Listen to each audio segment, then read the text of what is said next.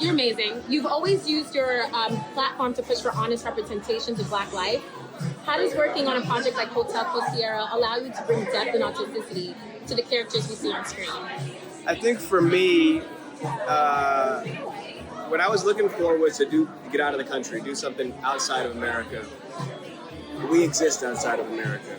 Yeah. And, and that seems like a simple statement, but we're always told that we don't. We're always told that we don't kind of belong. And a lot of folks love to go to Italy. And it's got its own racial issues there as well. And I wanted to just do something. So much of my work, Danica, is like social justice related. It's serious, it's important, it has urgency to it. In the pursuit of balance and harmony in my life, I also want to do something light and fun and just relax. And while this show, isn't the Blackness show, but it is a story of a Black man who's from Italy, raised in America, who was in the military, who used to be running the streets of Naples. We exist truly. It's a trip when I travel around Europe. You meet Black Germans, Black Italians, Black Spaniards who are born and raised there. They really are there. They speak the language. That's their culture. They've combined. They've kind of had a fusion of their culture. And Blackness does not always have to be demonstrated, performed. It doesn't always have to be performed. I don't care where you're from, you're still Black. Nobody can take that from you. Yes, even though they try to take it from us. You don't have to be where I'm from. You don't got to speak like I speak. You don't have to have been poor. You don't have to have been the things that I have been. It's not a singularity. Black folks ain't homogenous. We're not a monolith. We're not a monolithic group. There's more diversity within the Black community than there is outside of it. That's a fact. Yeah. So this is a slice. This is one of those slices. Why should everybody tune in to Hotel Costiera? Am I saying that right? Hotel Costiera. That was Hotel far Costiera. better than most people say. Everybody should tune in, because in this chaotic-ass world, you deserve a little bit of lightness, a little bit of just beauty and joy, a little bit of action, a little bit of comedy, a little bit of family drama, escapism. And nothing wrong with escapism in a purposeful life. And it's easy. It's 6 episodes, easy to binge. 6 episodes, nice. Yeah, like it's palatable. You know what I mean? There's so much content out there. There's so many new programs out there. I get that. I watch some of them, and this is something that's like a light, easy, fun way to have a little departure. So you've pivoted from activism to Broadway to film and TV, all while remaining rooted in the community. That's right. What's the through line that connects all of these versions of Jesse Williams?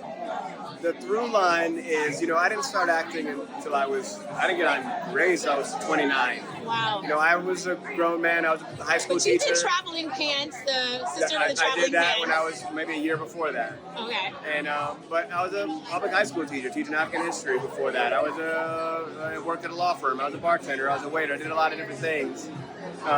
Which I say that to say, like, real life experience and consciousness and activism and connection to what's happening in the world, and certainly social justice, that's in the fabric of who I am. Just because there's a camera now don't mean I'm going to change or do that less because there's a microphone. So I was who I was already before I started acting, and just stayed consistent through that. And in the choices that I make, it's about what's pushing us forward, stories that are interesting, and showing a whole panoply of representations of what it is to exist for folks in my community. And some of it is more very clearly political. Some of it is just our presence as politics. Yeah. Right? Some of it is just taking up some space and being there and not having to explain myself. Yeah. And some of it is very clearly talking exactly about identity. So all of these are ways to exist, and we need diversity and representation, period. There's not only one way to do this. I don't have the only way to do this. People always ask me, don't you want more actors to be political?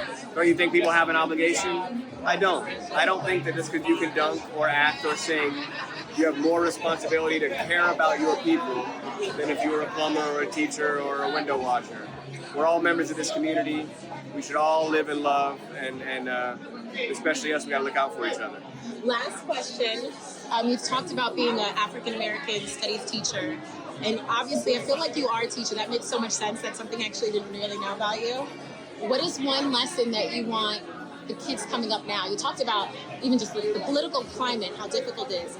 You could teach just one quick lesson. I'm like, sum up your whole syllabus in 30 seconds. What is one lesson you want us to know right now? I would encourage, we gotta read. I would encourage but not just young folks, all of us, because we've all been devastatingly undereducated on the African origins of civilization. I would encourage people to read Cheikh Anta Diop, an incredible Senegalese scientist, doctor, author, who has a book called African Origins of Civilization and Civilization or Barbarism, several books, but texts that help make clear that we belong here, we've always been here, we have an incredible breadth of accomplishments here, and by here I don't mean just in North America, I mean on the planet. We were the center of the world for study for a very long time for a reason. We originated here. And you got to arm yourself with information and purpose in place to solidify your esteem, your self-respect. Don't let other people disrespecting you make you disrespect yourself.